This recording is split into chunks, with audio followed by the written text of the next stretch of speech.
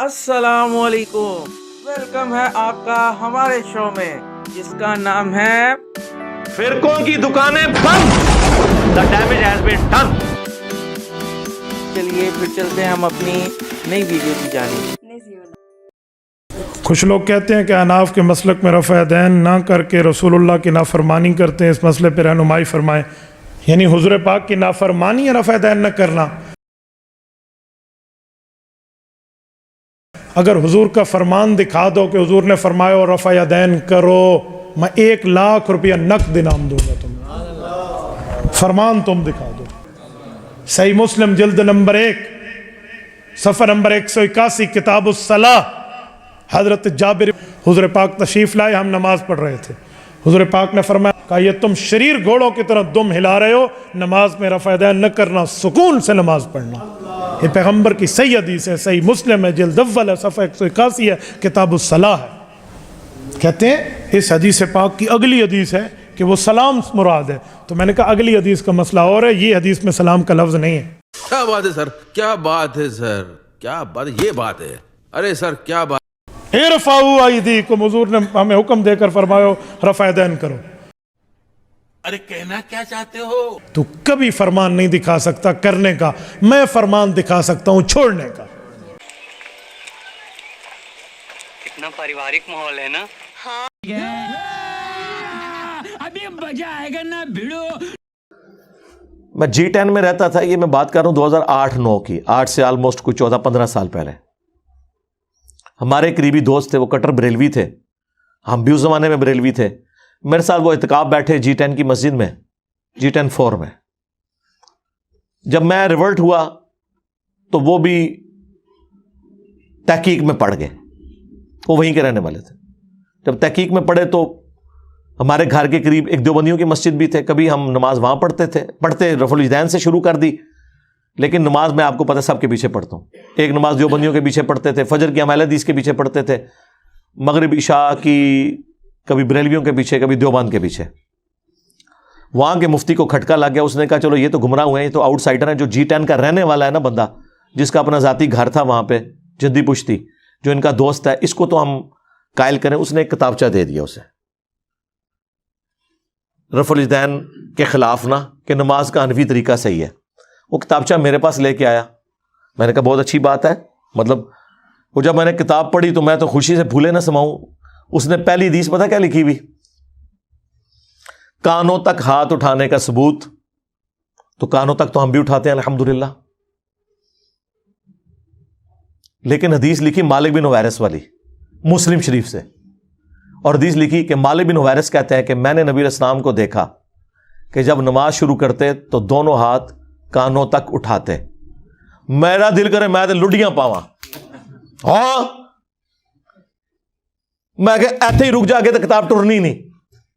یہ حدیث میں نے کہا میں اوریجنل نہ دیوبند اور بریلویوں کی کتاب مسلم شریف جو ترجمے کے ساتھ ہے اس میں سے تجھے دکھاؤں گا اور تو نے خود رفع دین شروع کر دینا ہے. کہتا ہے کیسے؟ میں نے کہا یہ دیکھ، انہوں نے آدھی حدیث لکھی ہوئی ہے، اس کے آگے لکھا ہوا ہے جب رکوع میں جانے لگتے تو کانوں تک ہاتھ اٹھاتے، اور جب رکوع سے سر اٹھاتے تو کانوں تک ہاتھ اٹھاتے. یہ مالک بن حویرث بھی تمہاری پوری نماز کا طریقہ ہے. صلو کما رأیتمونی اصلی.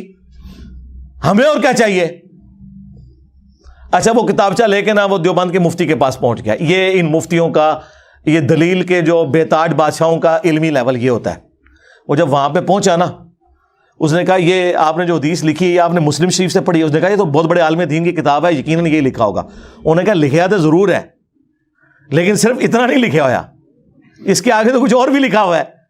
اس نے کہا یہ ہو نہیں سکتا. انہوں نے کہا یہ دیکھو مسلم شریف میں لکھا ہوا ہے کہ جب نماز شروع کرتے تو کانوں تک ہاتھ اٹھاتے، اور جب رکوع میں جانے لگتے تو کانوں تک ہاتھ اٹھاتے، اور جب رکوع سے سر اٹھاتے تو کانوں تک ہاتھ اٹھاتے. تو یہ اس نے آدھی حدیث کیوں لکھی ہے؟ اس کے بعد کوئی گنجائش رہ گئی تھی. لیکن جب اللہ تعالیٰ ختم اللہ علی قلوبہم وعلی سمعہم وعلی ابصارہم غشاوہ، دلوں پر، آنکھوں پر، کانوں پر مور لگ جائے، جو سورۃ البقرہ میں آیا اور سورۃ الانعام میں آیا کہ ہم ان کے دلوں کو اور آنکھوں کو حق قبول کرنے سے پھیر دیں گے. جیسا کہ پہلی دفعہ جب ان پہ حق کھلا تھا نا تو انہوں نے حق سے اناد کیا تھا، اب ہم ان کے اوپر مورے لگا دیں گے. وَلَوْ أَنَّنَا نَزَّلْنَا إِلَيْهِمُ الْمَلَائِكَةَ، اور یہ اب ایسی گمراہی میں پڑ جائیں گے اگر آسمان سے فرشتے ان کے سامنے نازل ہوں اور مردے قبروں سے نکل کے انہیں یہ بتائیں نا کہ آخرت ہونے والی ہے اور قیامت کا تمام منظر ان کی آنکھوں کے سامنے آ جائے, تب بھی یہ ایمان نہیں لے کے آئیں گے, کیونکہ اللہ نے مور لگا دی ہے. اور یہی ہوا اس کے ساتھ. وہ کہتا ہے کہ جی ہم نے یہ آدھی حدیث اس لیے لکھی ہے کہ یہ ہماری دلیل تھی. انہیں کہا یار حدیث تے پوری دلیل ہوندی ہے, آدھی تے نہیں. یہ تو علماء یہود والا کام کیا ہے. افتؤمنون ببعض الکتاب وتکفرون ببعض, کتاب کے کچھ حصے کو مانتے ہو کچھ کو چھوڑتے ہو. اور پھر اللہ نے کہا اس کی سزا ہے کہ دنیا میں بھی ذلت ہے اور آخرت کا بڑا عذاب تمہارا انتظار کر رہا ہے. اور دنیا میں دیکھ لیں میرے ہاتھوں ان کی کیا ذلت ہوئی ہے. انہوں نے پچھلے 1000 سال میں جتنی عزت کمائی تھی نا, پچھلے 10-12 سال میں اس سے زیادہ ذلت کما چکے ہیں. میرا ایک نعرہ ان کو لے جاتا ہے کہ میرے نبی سا ہے ہی کوئی نہیں, تیرے بابے تھے شے ہی کوئی نہیں. دیکھ لیں ذلت کمائی ہے انہوں نے. تو وہ اس کا بھی دفاع کر رہا ہے. وہ کہہ رہا ہے جی ہم نے بس اتنا ہی لکھنا تھا جو ہمیں دلیل چاہیے, کیونکہ ہم نے یہ ثابت کرنا ہے کہ کانوں تک ہاتھ اٹھانے ہیں. انہوں نے کہا جس جگہ سے ثابت کر رہے ہو ادھر سے تو پوری بات لوگے. یہ ہو سکتا ہے کہ آپ قرآن سے آدھی بات لیں کہ نماز کے قریب مت جاؤ, اور آپ کہیں کہ میں نے یہی بات ثابت کرنی تھی کہ نماز کوئی ضروری نہیں.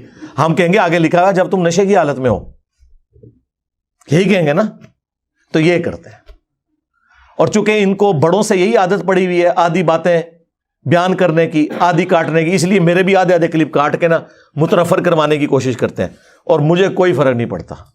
میں نے آپ کو بارہا بتایا ہے کہ مجھ سے بچنے کا طریقہ یہ ہے کہ اپنی زبانیں بند رکھیں. اگر زبان آپ کھولیں گے میں تو کار تک پہنچا کے آواں گا, منجی ٹھوک دیں گا تو میں ذہن چ رکھیو, بلکہ ٹھوک دیتی ہے اللہ کے فضل. جتنا بولو گے جتنا چیخو گے, کیونکہ میں نے تو پھر جواب دینا نا. آپ میرے پہ الزام لگائیں گے تو میں آپ کو پھر کلیئر کروں گا کہ بھائی یہ بات لکھی ہوئی تھی, یہ تو یہ کہہ رہے تھے. تو اینڈ رزلٹ یہ ہے کہ جھوٹے بندے کی تو ایک نہ ایک دن موت ہو ہی جاتی ہے, اور ذلت کی موت ہوتی ہے جس طرح ان فرقوں کی موت ہوئی ہے. الحمدللہ. صلو علی محمد و آل محمد. اللہم صلی علی محمد و علی آل محمد و اصحاب محمد و ازواج محمد و امت محمد اجمعین الی یوم الدین.